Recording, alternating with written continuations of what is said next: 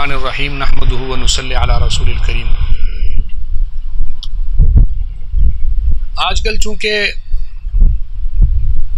بریلویت اپنے اس دعوے سے جو تکفیر کے باب میں انہوں نے کافی عرصہ پہلے قائم کیا تھا، اور احمد رضا خان نے علماء اہل سنت والجماعت علماء دیوبند کی، بلکہ میں دوسرے لفظوں میں کہوں اور صحیح لفظوں میں تو پوری امت مسلمہ کی جو تکفیر احمد رضا خان نے کی تھی وہ کس حد تک غلط تھی، اس زمانے کے علماء بار بار اس بات کو دہراتے رہے۔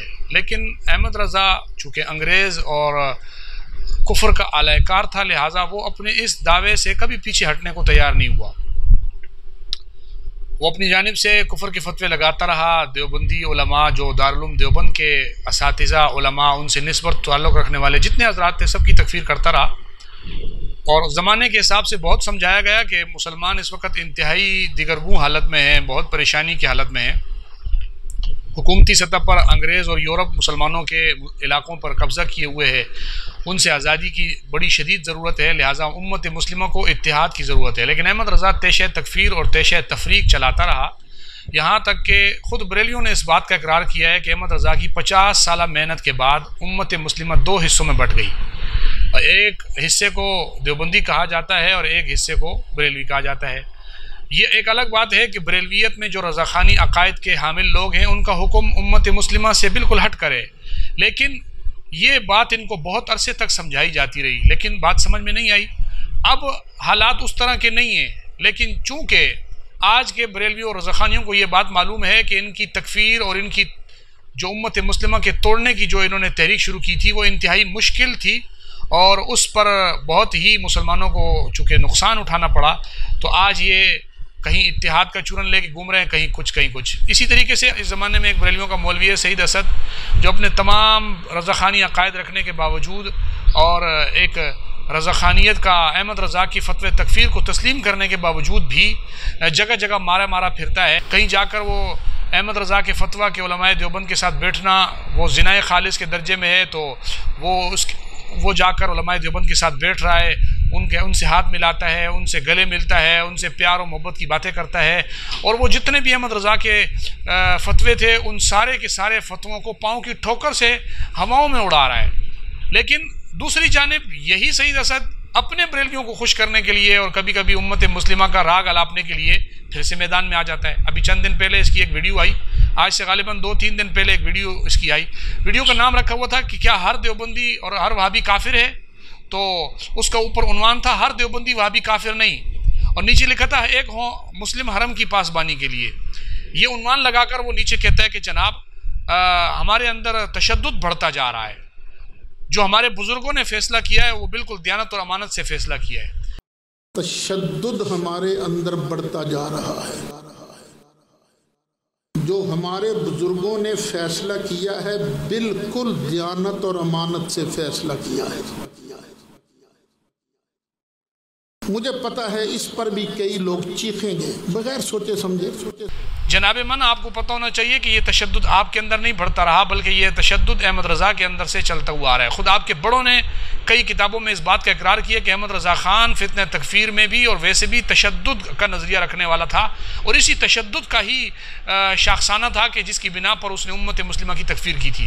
یہ آج آپ کو اپنے لوگوں میں تشدد برا لگ رہا ہے، لیکن احمد رضا میں آپ کو تشدد برا نہ لگے تو میرے خیال میں یہ دو رنگی اور دوغلی پالیسی ہوگی۔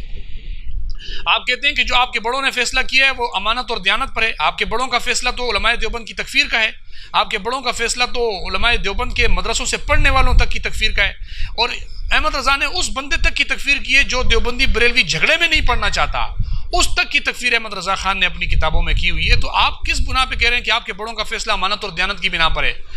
عبدالباری فرنگی محلی کو اس بنا پر، مولانا عبدالباری کو اس بنا پر کافر کہا گیا آپ کی طرف سے کہ اس کا نام عبدالباری ہے، لوگ اس کو باری میاں کہتے ہیں، اگر اس کا نام عبداللہ ہوتا لوگ اس کو اللہ میاں کہتے ہیں۔ اس میں مولانا عبدالباری کا کیا قصور تھا کہ آپ نے مولانا عبدالباری کی تکفیر میں ایک وجہ یہ لکھی تھی؟ کیا یہ آپ کو نظر نہیں آتا؟ یہ امانت اور دیانت تھی، یہ کس ضمن میں تھی؟ دیوبندیوں کا نکاح کائنات میں کسی حیوان سے نہیں ہوتا، یہ آپ کے بڑوں کا تشدد نہیں تھا؟ کیا یہ ان کا امانت اور دیانت کا فیصلہ تھا؟ یہ سب کچھ آپ کو نظر آتا ہے، لیکن آپ سورج کو ہتھیلی سے چھپانا چاہ رہے ہیں، آپ سورج کے آگے ہاتھ رکھنا چاہ رہے ہیں۔ سورج کی روشنائی کو آپ اپنے ہتھیلی سے چھپانا چاہ رہے ہیں، لیکن مولانا ایسا نہیں ہوتا. اپنے بڑوں کے جرائم کو مانو اور ان سے برات کرو اور ان سے جو ہے واضح توبہ کرو، پھر آؤ تکفیر کے باب میں جو ہے توبہ کرنے کے بعد ہمارے ساتھ اتحاد کے لیے ہاتھ بڑھاؤ. ہم انشاءاللہ اس موقع کے اوپر آپ کے ساتھ اتحاد کی بات کرنے کو بھی تیار ہو جائیں گے. دوسرا آپ نے کہا کہ مجھے پتہ ہے میری یہ باتیں سن کر کئی لوگ جو ہے وہ چیخیں گے. آپ کے لوگ چیخیں گے انشاءاللہ، آپ کے لوگ ہی آپ کی ٹھکائی کریں گے اور آپ کو بتائیں گے کہ آپ کا یہ عقیدہ کہ سارے علماء دیوبند کافر نہیں ہیں، اس پر آپ اپنے بریلوی مولویوں کے فتووں کی زد میں آنے والے ہیں، اور ان قریب اس کے اوپر آپ انشاءاللہ آنے والے وقت میں دیکھیں گے کہ آپ کے خلاف کیسی ویڈیوز بنتی ہیں. ورنہ بریلوی متفقہ طور پر یہ بولیں، اگر سید اسد آپ کی باری میں وہ خاموش ہو جاتے ہیں اس مسئلے کے اوپر، تو وہ دنیا کو بتائیں کہ کیا سید اسد صحیح بول رہا ہے، کیا اس کا یہ نظریہ ٹھیک ہے کہ علماء دیوبند میں سے صرف آپ ان 4 عبارتیں لکھنے والوں کو کافر کہتے ہیں، اور صرف ان عبارتوں کو سمجھ کر ان کا مطلب سمجھنے کے بعد ان کو صحیح سمجھنے والوں کو آپ کافر کہتے ہیں، باقی سب کو آپ مسلمان کہتے ہیں. آپ اپنے کسی علماء کو اس بات پر متفق کریں، اور پھر اگر جب آپ کے سارے علماء اس بات میں متفق ہو جائیں پھر مجھے بتانا، پھر میں انشاءاللہ آپ کو حوالے دوں گا کہ آپ سارے احمد رضا کے فتوے سے کفر کی بھیڑ چڑھ رہے ہیں. آپ کہتے ہو نہ ہر دیوبندی کافر نہ ہر وہابی. آپ کا کوئی متفقہ فتویٰ یہ نہیں ہے کہ ہر دیوبندی وہابی کافر نہیں ہے. نہ ہر دیوبندی کافر ہے نہ ہر وہابی کافر ہے. نہ ہر دیوبندی کافر ہے نہ ہر وہابی کافر ہے. آپ کے فتاوے تو یہ ہیں کہ دیوبندی وہابی جھگڑے کو جو ہے اس میں نہ پڑھنے والا بھی کافر ہے. انشاءاللہ وقت آئے گا تو آپ کو اس پر حوالہ جات بھی دیں گے. احمد سعید کاظمی کا آپ حوالہ دے رہے ہیں کہ جناب اس نے الحق المبین میں یہ لکھا ہوا ہے کہ جناب ہم ہر دیوبندی وہابی کو کافر نہیں کہتے. علامہ سید احمد سعید شاہ صاحب کاظمی رحمت اللہ علیہ نے الحق المبین کے اندر یہ صاف صاف لکھا ہے کہ یہ جو عبارتیں ہیں یہ ہیں وجہ فتویٰ.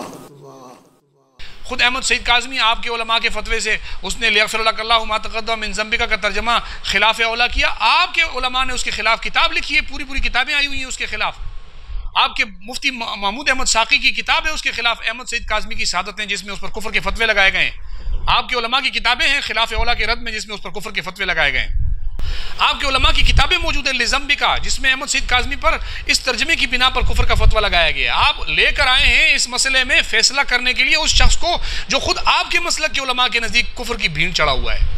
احمد سعید کاظمی پر آپ کے درجنوں علماء کفر کا فتویٰ لگا چکے ہیں. اگر وہ کفر کے فتوے جو علماء دیوبند پر لگائے گئے ہیں صحیح ہیں تو کیا آپ کے اوپر لگائے گئے کفر کے فتوے صحیح نہیں ہیں؟ یا آپ نے کوئی آسمان سے کوئی اپنے لیے کفر پروف جیکٹ پہن رکھی ہے جس سے آپ کو کفر کے فتوے کوئی نقصان نہیں دیتے اور باقی سب پر آپ کے کفر کے فتوے صحیح ثابت ہو جاتے ہیں؟ تو ہمیں وہ بھی ذرا بتا دیں. کوئی سند کوئی سرٹیفکیٹ لے کر آئے ہوئے ہو آپ کے پاس کوئی آسمانی سرٹیفکیٹ ہے یا آپ کوئی طلسمی چادر اوڑھ کے بیٹھے ہوئے ہیں کہ آپ کے قریب میں وہ فتوے آ کے بھسم ہو جاتے ہیں اور آپ بچ جاتے ہیں؟ تو ہمیں وہ بھی بتا دیں. بہرحال آپ انشاءاللہ اس کا کوئی آپ کے پاس جواب نہیں ہوگا. آپ کہتے ہو کہ جناب آپ نے اس میں عبارتیں پڑھی اور کہا کہ جو لوگ یہ بولتے ہیں ہم ان کو کافر کہتے ہیں، کہ وہ کہتے ہیں نماز پڑھتے ہوئے نبی کا خیال بیل اور گدھے کی صورت میں مستغرق ہونے سے زیادہ برا ہے. جو یہ کہتا ہے، جو اس کا مطلب سمجھتا ہے، جو اس کو ٹھیک کہتا ہے، اس پر فتویٰ لگے گا. وہ بندے پر فتویٰ لگے گا جس نے ان عبارتوں کو جانا پھر ان کا مطلب بھی سمجھ لیا کہ لکھنے والے نے یہ لکھا ہے. پہلے جانا پھر مطلب بھی سمجھ لیا اور مطلب سمجھنے کے بعد یہ کہا یہ بالکل ٹھیک لکھا ہے، لکھنے والے نے ٹھیک لکھا ہے، تو اس آدمی پر فتویٰ لگتا ہے، اس آدمی پر فتویٰ لگتا ہے. تو سید اسد صاحب آپ نے جو عبارت پڑھی ہے یہ عبارت یہ بھی تو بتا دیتے یہ عبارت ہے کس کی؟ ذرا نام تو بتاتے اس آدمی کا. اگر یہ شاہ اسماعیل شہید رحمۃ اللہ علیہ کے علاوہ کسی آدمی کی ہے، سید احمد شہید رحمۃ اللہ علیہ کے علاوہ کسی کی ہے، یا مولانا عبدالحی بڈیانوی رحمۃ اللہ علیہ کے علاوہ یہ کسی اور کی عبارت ہے تو آپ اس کا نام لیں. اور اگر ان کی عبارت ہے تو آپ ذرا وہ عبارت پڑھ کے بھی سنا دیتے نا کہ وہ عبارت کیا تھی. آپ کو اپنی طرف سے پیٹ سے الفاظ بنانے کی کیا ضرورت پیش آئی تھی کہ آپ ان کی کتاب کی عبارت نہیں پڑھتے اور اپنے جو ہے وہ پیٹ سے ایجاد کر کے ایک عبارت پڑھ لیتے ہیں؟ کیونکہ آپ کو پتہ ہے کہ اگر آپ نے اصل عبارت پڑھی تو آپ کا مفہوم اس میں سے نہیں اخذ ہوگا، لہٰذا آپ اپنی خانہ ساز عبارتیں پڑھنے شروع ہو جاتے ہیں.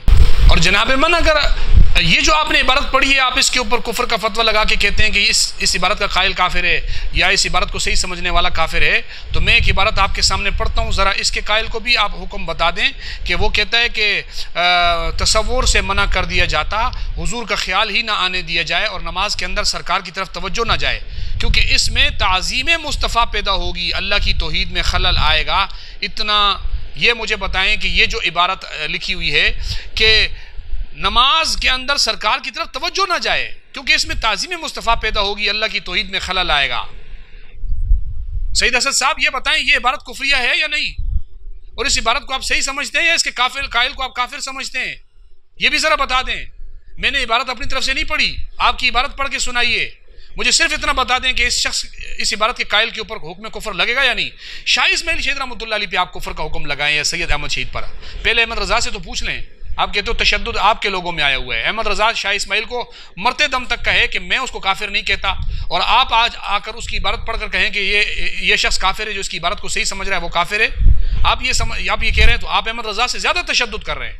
وہ تشدد جو احمد رضا نے نہیں کیا تھا، وہ آپ اپنی نادانستہ طور پر یا قوم کو دھوکہ دینے کے اندر آپ وہ غلطی کر کے جا رہے ہیں.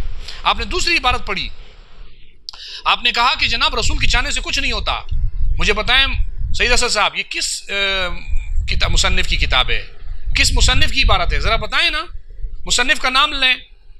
آپ کہتے ہو یہ مصنف کے اوپر مصنف کی عبارت ہے، جو اس کو صحیح سمجھے گا وہ کافر ہے. مصنف مسلمان ہے یا کافر ہے؟ آپ کے احمد رضا مصنف کو مسلمان کہے، وہ مصنف کو کہے میں کافر نہیں کہتا. آپ اس عبارت کو صحیح سمجھنے والے کو کافر کہیں. عجیب بات، کتاب کی عبارت جس بندے نے لکھی آپ اس کے اوپر حکم کفر نہیں لگا رہے، اور جو بعد میں آ کر اس عبارت کو صحیح سمجھے. احمد رضا خان اس عبارتوں کا کوئی پہلو اس کے نظروں میں صحیح تھا، تبھی وہ حکم کفر نہیں لگا رہا تھا. ملفوظات اعلیٰ حضرت میں جہاں لکھا ہوا ہے کہ احمد رضا خان نے جو ہے لکھا ہے کہ ہم شاہ اسماعیل شہید کو ہم کافر نہیں کہتے، وہاں نیچے حاشیے میں لکھا ہوا ہے مولوی مصطفیٰ رضا جو احمد رضا کا بیٹا تھا اور آپ کے مسلک کا مفتی اعظم ہند تھا، اس نے لکھا ہوا ہے کہ وہاں تعویل کی گنجائش ہے، اس لیے ان عبارتوں کو ہم اس کے قائل کو کافر نہیں کہتے. تو آپ ان تعویل کی گنجائش والی عبارتوں میں تعویل نکالنے کے بجائے اپنے بریلیوں کے اصول کے مطابق آپ عبارت کو ڈائریکٹ کفریہ قرار دیتے ہیں. یہ آپ کا انصاف ہے، یہ آپ کی دیانت ہے، یہ آپ کا اعتدال ہے کہ آپ دوسروں کو تشدد سے منع کر رہے ہیں. آپ نے تیسری عبارت پڑھی کہ کوئی اگر یہ کہے کہ شیطان و ملک الموت کا علم تو نص سے ثابت ہے اور شیطان و ملک الموت جتنا علم نبی کے لیے ماننا یہ شرک ہے. تو مولانا یہ بھی تو ساتھ بتا دیتے یہ عبارت کس نے لکھی ہوئی ہے، کتاب کا نام آپ کو آتا ہے نہیں آتا، مصنف کا نام آتا ہے تو آپ بتائیں، قوم کے سامنے آئیں اس عبارت کو، یہی عبارت ان لفظوں میں دوبارہ پڑھیں اور سامنے کتاب کا اسکین لوگوں کو دکھا کر بتائیں کہ یہ فلاں صفحے پہ میں نے عبارت پڑھی ہے. اگر آپ نے اس کو ہمارے علماء میں سے کسی کی عبارت پڑھی ہے تو آپ ذرا کھول کے پڑھ کے سنائیں لوگوں کو.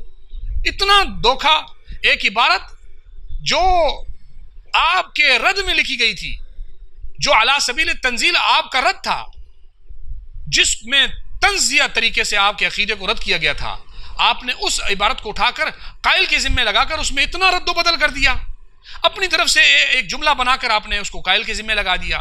یہ گنجائش ہے، یہ اعتدال اور یہ امانت اور دیانتداری کے زمرے میں آتا ہے؟ اپنی زبان کھولیں، ہمیں ذرا اس بات سے آگاہ کریں.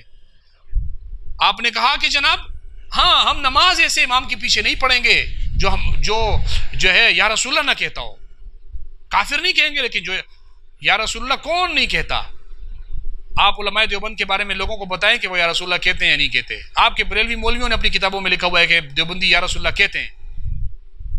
کس معنی میں کہتے ہیں، کس طریقے سے کہتے ہیں، وہ آپ کی کتابوں میں لکھا ہوا ہے. اور آپ یہ بھی لوگوں کو بتاؤ کہ صرف یا رسول اللہ کہہ دینے سے مسلمان نہیں ہوتا بندہ، یہ بھی آپ لوگوں کو بتاؤ. آپ کو پتہ بھی ہے، آپ چھپاتے ہیں دل میں بات کو. بہت سارے باطل فرقے ایسے ہیں جو یا رسول اللہ کا نعرہ لگاتے ہیں، بلکہ آپ کے بریلوی مولویوں نے لکھا ہوا ہے کہ مسیلمہ کذاب نے ان دنوں میں یہ نعرہ لگایا تھا اور اس کے ماننے والے نعرہ لگاتے تھے. تو اس صورت میں آپ مجھے بتائیں کیا صرف یا رسول اللہ کہہ دینے سے کوئی مسلمان ہو جاتا ہے؟ اس کے پیچھے نمازیں پڑھ لیتے ہو، اس کے اندر جھانک کے نہیں دیکھتے وہ احمد رضا کے کفری عقیدے رکھتا ہے؟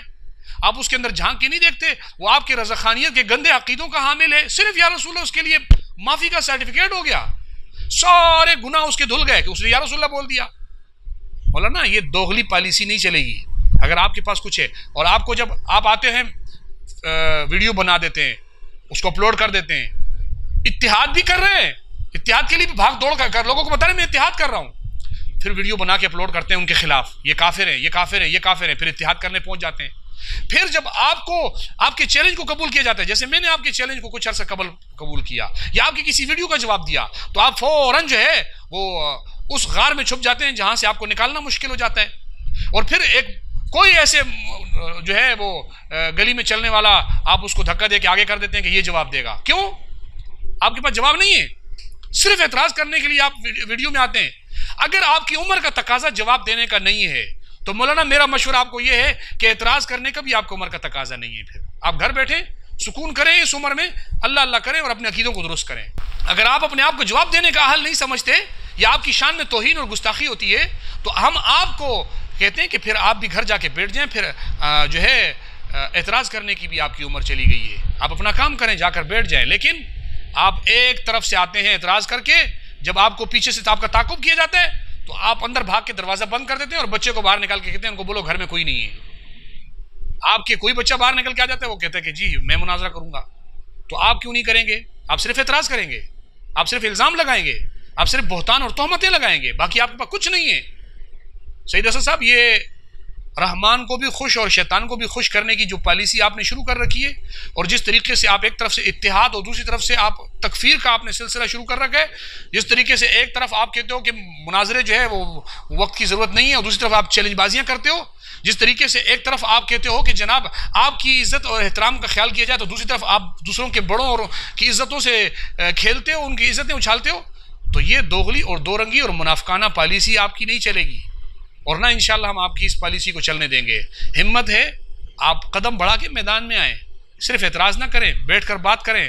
آپ کے چیلنج کے اوپر میں نے کئی دفعہ آپ کو بلایا ہے، آپ نے اس ویڈیو میں جو باتیں کی ہیں آپ ان باتوں کے اوپر آئیں، بیٹھ کر بات کرتے ہیں. مولانا مسئلے بہت زمانہ ہو گیا، بہت وقت ہو گیا یہ چل رہے ہیں، آج اس مسئلے کو حل کرنے کی کوشش کریں. آ جائیں، میں آپ کو دعوت دیتا ہوں.